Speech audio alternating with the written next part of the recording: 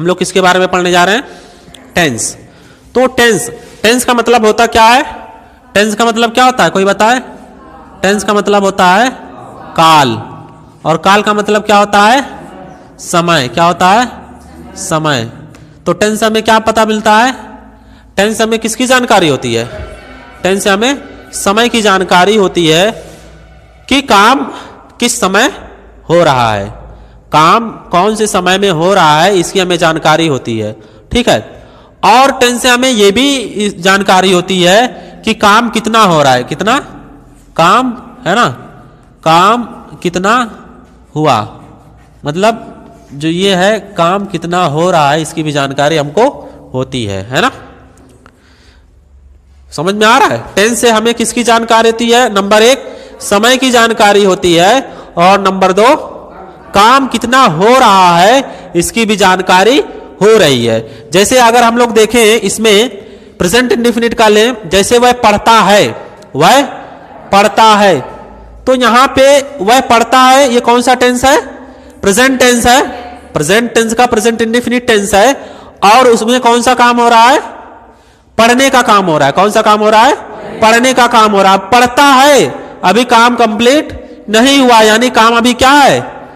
चल रहा है। वो मतलब जैसे वो कक्षा 4 में पढ़ता है, तो अभी कक्षा 4 में वो पढ़ ही रहा, अभी कक्षा 4 पूरा नहीं हुआ है, पढ़ने का काम पूरा भी नहीं हुआ है। पढ़ता है का मतलब वर्तमान में अभी वो पढ़ रहा है, और पढ़ने का काम अभी उसका पूरा नहीं हुआ है। समझ में आ रहा है? तो टेंस में क्या क्या पता चल रहा है? समय का भी पता चल रहा है, और काम कितना हो रहा है इसकी भी जानकारी हो रही है। समझ में आ रहा है? दो चीज, टेंस से हमें एक समय की जानकारी होती है ना, समय का मतलब वह काम किस समय हो रहा है और काम कितना हो रहा है। समझ में आया? तो टेंस ये हो गया, टेंस का मतलब समझ में आ गया ना। कोई अगर पूछेगा टेंस होता क्या भाई, तो टेंस का मतलब क्या होता है? काल, जिसका और अर्थ क्या होता है? समय। और टेंस हमें दो चीज की जानकारी होती है, समय और कार्य। समय की भी जानकारी मिलती है हमें, उसके साथ साथ कार्य की भी जानकारी होती है कि वो काम कितना हो रहा है। ठीक है, तो चलिए अब हम पढ़ लेते हैं टेंस कितने प्रकार के होते हैं। मेनली जो है टेंस कितने होते हैं? तीन टेंस मेन होते हैं। कौन कौन से? प्रेजेंट टेंस जिसे हम बोलते हैं वर्तमान काल। वर्तमान काल किसे कहते हैं? जो वर्तमान में हो रहा हो, जो अभी हो रहा है ना। आप लोग पढ़ रहे हो, ये क्या है? वर्तमान काल है। मैं पढ़ा रहा हूं, ये क्या है?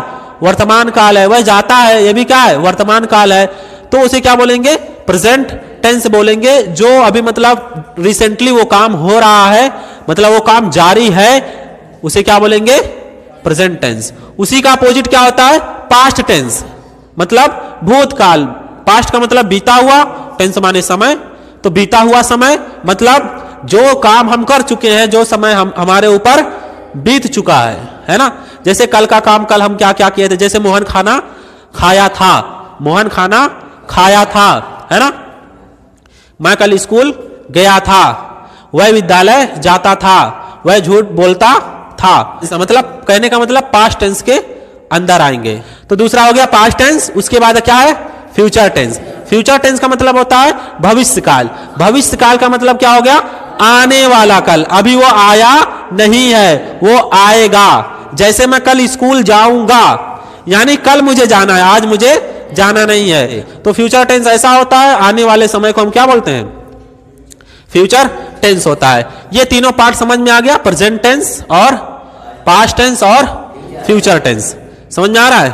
तो आपको इसका हिंदी भी मालूम होना चाहिए। अब आइए इसके पार्ट के बारे में बात कर लेते हैं।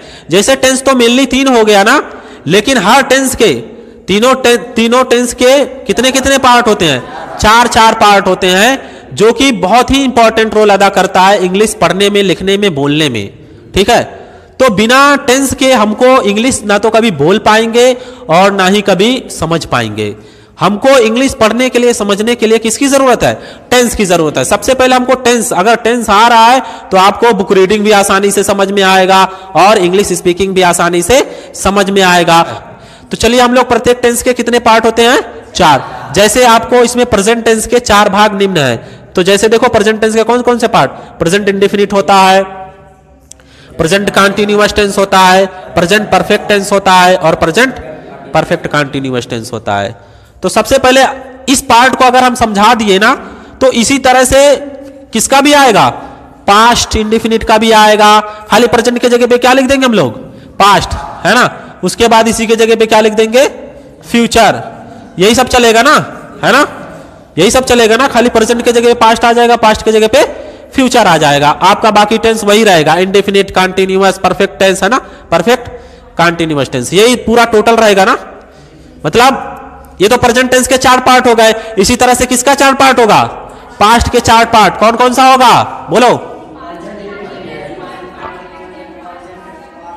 हाँ, उसके बाद फ्यूचर का, फ्यूचर इंडेफिनिट, है ना।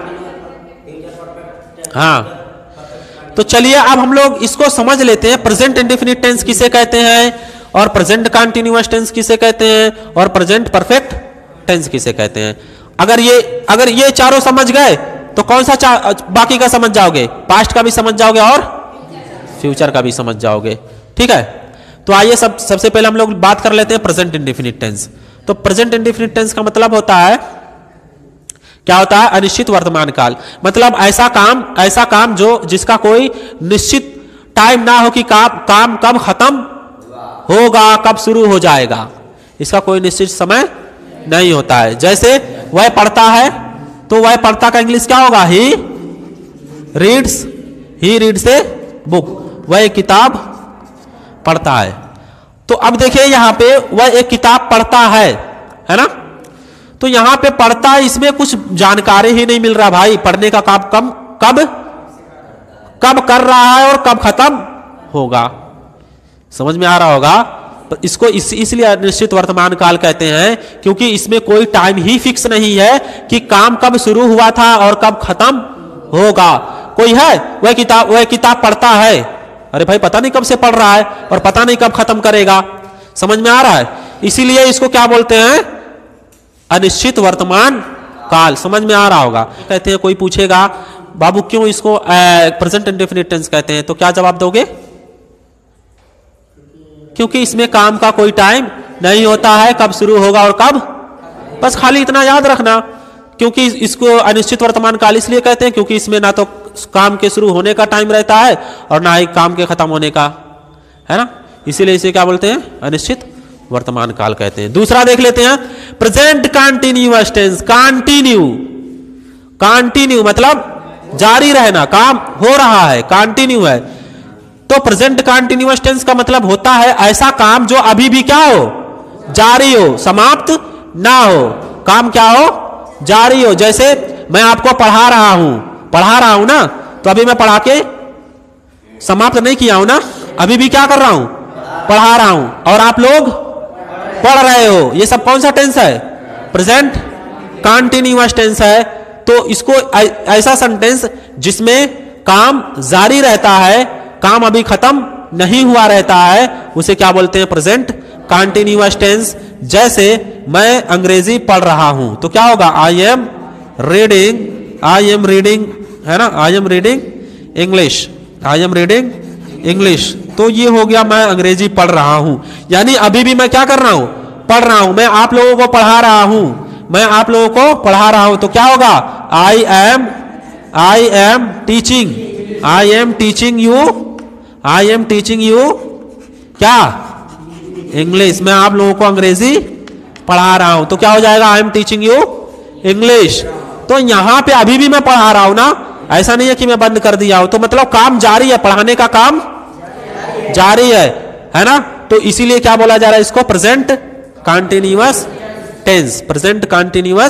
टेंस। इसके बाद हम लोग देखेंगे प्रेजेंट परफेक्ट टेंस, पूर्ण वर्तमान काल। क्या बोलेंगे इसको, अब इसको पूर्ण क्यों बोला जा रहा है, क्योंकि इसमें काम क्या होता है, पूरा हो चुका होता है। क्या हो चुका होता है, जो काम किया जाता है वो अभी मतलब तुरंत ही वो काम क्या हुआ है, पूरा हो चुका है, तुरंत। अभी रिसेंटली अभी जो है, जैसे मैं पढ़ा चुका हूं, मतलब मैं पढ़ा चुका, अभी थोड़ी देर हुआ है मैं आप लोगों को पढ़ा चुका हूं, उसे ही क्या बोलते हैं, प्रेजेंट परफेक्ट टेंस। क्या बोलेंगे, प्रेजेंट परफेक्ट टेंस। मतलब ऐसा काम जो अभी अभी तुरंत क्या हुआ है। जैसे आप खाना खा के उठे, खाना खाए और उठे, तो आपसे कोई पूछा क्या आप खाना खाए, तो आप क्या बोलोगे? मैं खाना खा लिया हूं, मैं खाना खा लिया हूं। क्या ऐसे बोलोगे? मैं खाना खा लिया था, मैं खाना खाया था। क्या बोलोगे? तुरंत खाओ ना, तो क्या बोलोगे? मैं खाना खाया हूं। जैसे आपको कोई दोबारा पूछता है, जैसे आप शादी में गए तो कोई सब नहीं जानता कि आप तो पूछते ना कि आप खाना खाए, तो आप क्या बोलते हैं? हाँ मैं खाना खा लिया हूं या मैं खाना खा चुका हूं। तो उसी को क्या बोलते हैं? Present perfect tense. ऐसा टेंस जिसमें जो कार्य अभी अभी तुरंत रिसेंटली क्या हुआ है? पूरा हुआ है। जैसे क्या बोलेंगे? मैं एक पत्र लिख चुका हूं, आई हैव रिटेन, है ना, I have written a letter, I have written a letter, है ना। जो टेंस पढ़ चुके होंगे उनको ये सब आ रहा होगा कि हेल्पिंग वर्ब क्या लगता है इसमें?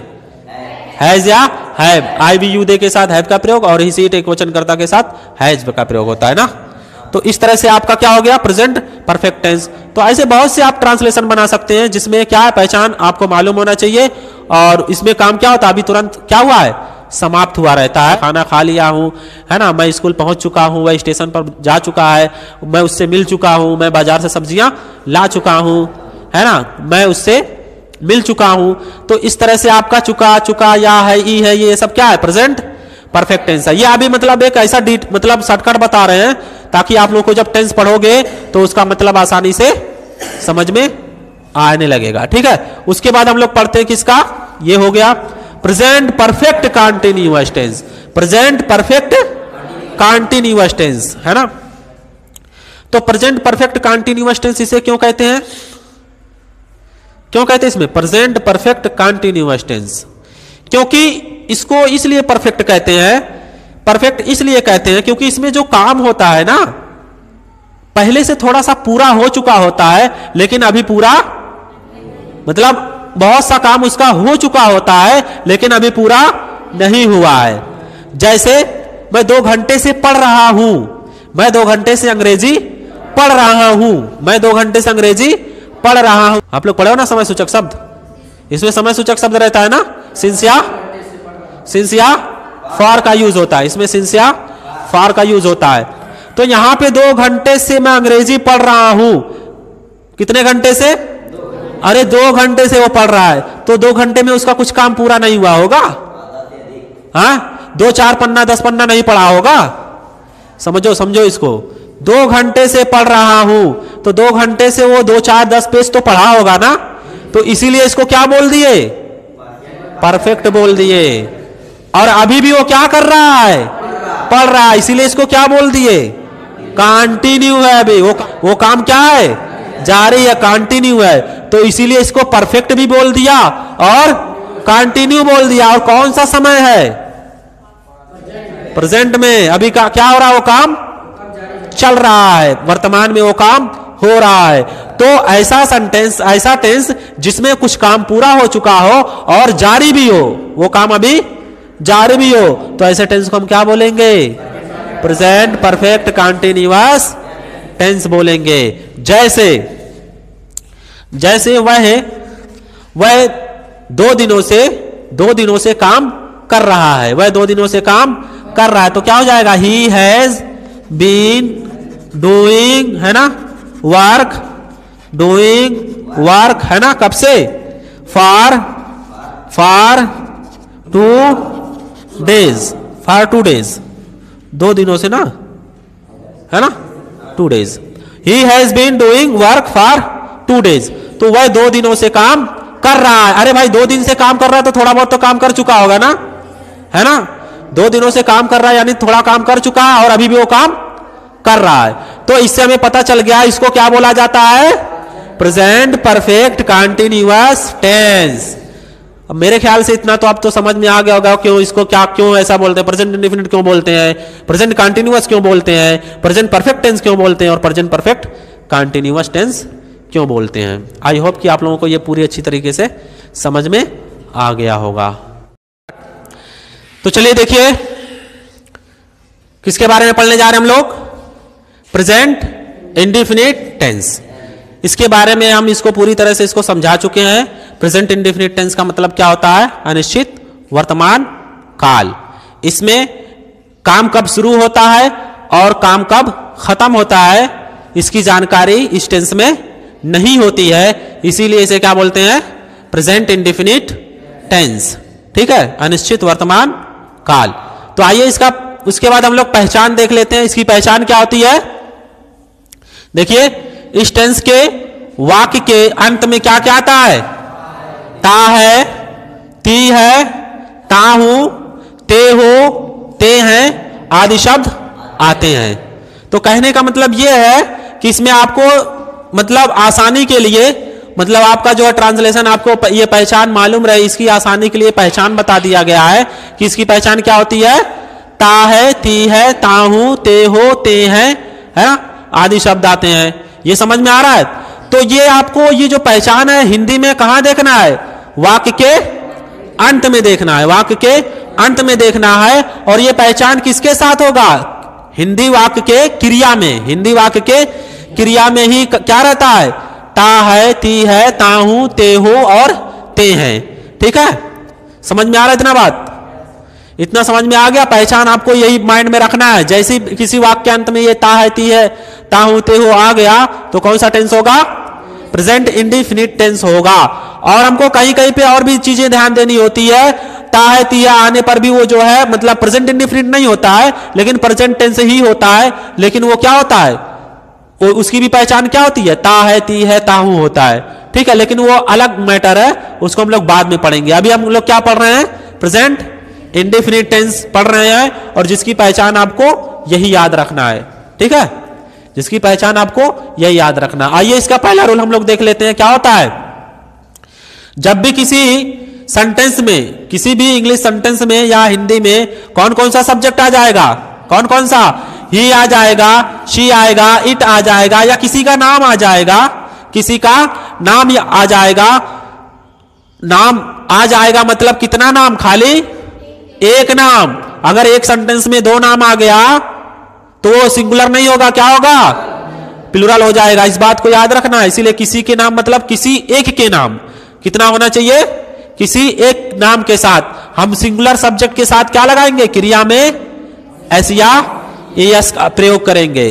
किसी भी सेंटेंस में अगर एक सब्जेक्ट है तो क्रिया जो आएगी प्रेजेंट इंडेफिनिट टेंस में, उसमें हम क्या जोड़ेंगे? एस या ईएस जोड़ेंगे। अगर सेंटेंस में कितना सब्जेक्ट हो जाएगा? एक से अधिक हो जाएगा, दो हो जाएगा, तीन हो जाएगा, तुरंत हम क्रिया में एस या ईएस का प्रयोग नहीं करेंगे। क्यों नहीं करेंगे? क्योंकि वो क्या हो जाएगा? प्लूरल सब्जेक्ट हो जाएगा। इसीलिए जो है क्रिया में एस या ईएस का प्रयोग हम नहीं करेंगे। तो पहला रूल आपको समझ में आ गया। जब भी किसी भी वाक्य में सेंटेंस में ही, शी, इट या किसी एक का नाम आ गया या सिंगुलर सब्जेक्ट आ गया तो क्रिया में हम तुरंत क्या जोड़ देंगे? एस या ईएस जोड़ेंगे। तो क्रिया में एस या ईएस जोड़ने का एक रूल होता है, उसको हम आप लोगों को अलग से बता देंगे। ठीक है, या कहिए तो आप लोगों को थोड़ा सा वैसे बता दें, मतलब किस वर्ब के साथ आपको एस का प्रयोग करना है और ईएस। इसको रहने दो, अलग टॉपिक पे बता देंगे। ठीक है, कब एस या ईएस का प्रयोग होता है। ठीक है, कल ही बता देंगे। तो आइए इसका दूसरा रूल देख लेते हैं। तो इसका दूसरा रूल क्या है? अगर किसी भी वाक्य में सब्जेक्ट क्या हो गया?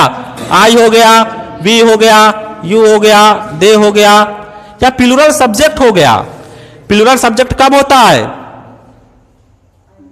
जब एक ही सेंटेंस में दो सब्जेक्ट हो, या एक ही सेंटेंस में बहुत से नाउन की ओर इशारा करता हो। जो सब्जेक्ट हो, जैसे उसमें बॉयज, गर्ल्स, ये सब क्या है? प्लूरल है। क्या है? प्लूरल है। तभी जो है उसमें जो वर्ब आएगा उसमें क्या नहीं जोड़ेंगे? एस या ईएस का प्रयोग नहीं करेंगे। अभी हम लोग इसका एग्जाम्पल देखेंगे, है ना। ठीक है, पहले इसका एग्जाम्पल आप लोगों को समझा देते हैं अच्छे से।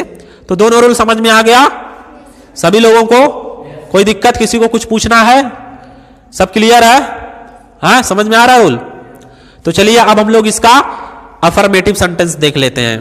ठीक है, अफर्मेटिव सेंटेंस का मतलब क्या होता है? स्वीकारात्मक वाक्य। ऐसा वाक्य जिसमें किसी कार्य के होने की जानकारी होती है, मतलब उसमें काम हो रहा होगा, है ना, कोई काम पॉजिटिव सेंस में हो रहा होगा, उसे हम क्या बोलते हैं? अफर्मेटिव सेंटेंस बोलते हैं, जिसका हिंदी अर्थ होता है स्वीकारात्मक वाक्य होता है। ठीक है, आइए इसका फार्मूला हम लोग देख लेते हैं। इसका फार्मूला क्या होता है? सब्जेक्ट होता है, उसके बाद V1 होता है, V1 में सब्जेक्ट के अनुसार क्या लगाएंगे, एस या एस का प्रयोग करेंगे। जैसा वर्ब होगा उसी के अनुसार आपको एस या एस का प्रयोग लगाना, किसके अनुसार, सब्जेक्ट के अनुसार लगाना है। समझ में आ रहा है? तो इसका फार्मूला क्या हो गया, सब्जेक्ट प्लस V1 एस या एस प्लस क्या होता है, ऑब्जेक्ट होता है। इतना सबको क्लियर हो रहा है? ये फार्मूला क्लियर हुआ? कितने लोगों को यही नहीं समझ में आ रहा है कि फार्मूला कैसे रहेगा सर? कोई ऐसा है इसमें जो ये फार्मूला ही नहीं समझ में आ रहा? जिसको फार्मूला नहीं समझ में आ रहा होगा उसको ये बनाने नहीं आएगा। तो ये समझ में आ रहा है ना, सब्जेक्ट क्या है, वर्ब क्या है और ऑब्जेक्ट क्या है, इतना मालूम होना चाहिए। अब हम लोग एग्जांपल लेते हैं। तो फार्मूला समझ में आ गया। जैसे वह घर जाता है, तो वह जाने का काम कहां पे कंप्लीट हो रहा है, घर पे। घर पहुंच जाएगा, जाने का काम क्या हो जाएगा, कंप्लीट हो जाएगा ना। तो जाता कौन है, काम किसके द्वारा हो रहा है, ही के द्वारा हो रहा है। जो क्या है, सब्जेक्ट है, इसी काम किसके द्वारा पूरा हो रहा है, ही के द्वारा हो रहा है ना। और वर्ब का काम कहां पे खत्म हो रहा है, होम। ये जाने का काम कहां पे खत्म हो रहा है, घर पे। जैसे ही वो घर पे पहुंच जाएगा, गो का काम खत्म हो जाएगा। तो वह घर जाता है, तो ये देखो ये पहचान आ गया ना, ता है, देखो आया ता, पहचान आ गया ना, जाता है। तो अब ये सब्जेक्ट ही आ गया। अब ही के साथ आपको लिखाया गया ऊपर क्रिया में क्या लगता है, एस या ईएस। तो गो में देखो अभी आप लोग हम पॉइंट बताए थे, किसी भी वर्ब में जब ओ आता है तो उसमें क्या जोड़ा जाता है, ईएस जोड़ा जाता है। तो इसी में क्या जोड़ दिया गया है, ईएस। तो क्या हो जाएगा, ही गोज टू होम, वह घर जाता है। उसके बाद दूसरा देखिए क्या है, रीना खाना पकाती है। तो रीना खाना पकाती है, देखो पहचान यहां पे आ गया ना, कहां गया, ती है।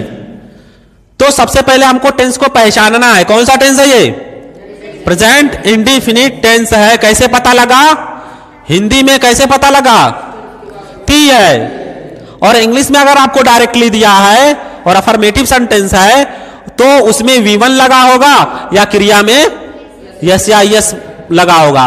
इंग्लिश में पहचानने के लिए V1 होगा या तो यस या यस लगा होगा, और हिंदी में पहचानने के लिए लास्ट में क्या आएगा, ता है, ती है, ता हूं, ते हो। समझ में आ रहा है? तो रीना खाना पकाती है, तो रीना में सब्जेक्ट कौन है, रीना हो गया। पकाती है का क्या होगा, कुक्स। उसके बाद क्या पकाती है, खाना बनाती है, तो कुक्स फूड हो जाएगा। समझ में आया?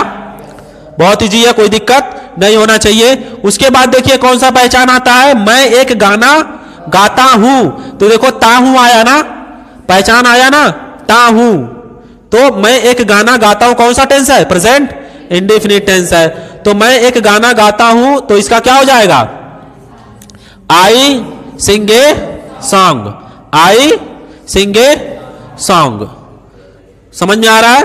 और क्रिया में जो है यस नहीं लगा है, क्यों नहीं लगा, क्योंकि आई वी यू दे के साथ क्रिया में यस का प्रयोग नहीं होता है, ऊपर ये रूल में लिखवा दिया गया है। ठीक है, ये समझ में आ गया। उसके बाद देखिए क्या है चौथा, बच्चे मैदान में खेलते हैं, बच्चे मैदान में खेलते हैं, ते हैं आया ना, पहचान ते हैं आया, पहचान आ गया, ते है। तो ये कौन सा टेंस है, प्रेजेंट इंडिफिनिट टेंस है। और ये कौन सा फार्मूला वाला है, अफर्मेटिव सेंटेंस का है। तो देखिए बच्चे प्लूरल है कि सिंगुलर है, प्लूरल है। बच्चे मतलब बहुत से बच्चे, तो हमने क्या लिख दिया, चिल्ड्रेन। तो वर्ब होगा यस या यस लगेगा कि नहीं, नहीं लगेगा। तो जो प्ले माने हो गया खेलना, children play in the field, children play in the field. I hope कि ये पॉइंट आपको अच्छे से समझ में आ गया होगा। इसमें अफर्मेटिव सेंटेंस में अब कोई दिक्कत नहीं होना चाहिए, कोई दिक्कत तो नहीं है ना अब इसमें। तो अफर्मेटिव समझ जाओगे। एक पहचान हमारा छूट रहा, कौन सा, ते हो। इसको भी ले लेते हैं। जैसे ते हो का कोई एग्जांपल, जैसे तुम झूठ बोलते हो, तुम झूठ, ताकि सारा पहचान आ गया ना, तुम झूठ बोलते हो। अब देखिए कोई पहचान नहीं बच रहा है जिसमें ना है, तो तुम झूठ बोलते हो, यू के साथ क्रिया में यस यस का प्रयोग नहीं होता है। तो टेल क्या हो जाए, लाई, बस हो गया, यू टेल ए लाई, तुम झूठ बोलते हो, तुम झूठ बोलते हो। तो कौन सा टेंस है ये, प्रेजेंट इंडेफिनिट टेंस है। अब कोई दिक्कत इसमें नहीं होना चाहिए। अगर इतना पॉइंट जिनको नहीं आया होगा उनको आगे का भी टेंस मतलब प्रेजेंट इंडेफिनिट का जो अभी नेगेटिव पढ़ेंगे, इंट्रोगेटिव पढ़ेंगे, इंट्रोगेटिव नेगेटिव पढ़ेंगे, वो भी समझ में नहीं आएगा। तो अब इसमें कोई दिक्कत तो नहीं है ना, आगे बढ़ा जाए। आगे कौन सा टाइप का सेंटेंस आएगा? अफर्मेटिव के बाद आता है नेगेटिव सेंटेंस। तो जो नहीं लिखे, जो कल नहीं आए थे, वो यहां से नोट कर लेंगे, जो नोट कर चुके हैं, समझ चुके हैं, आगे बढ़ते हैं, ठीक है। तो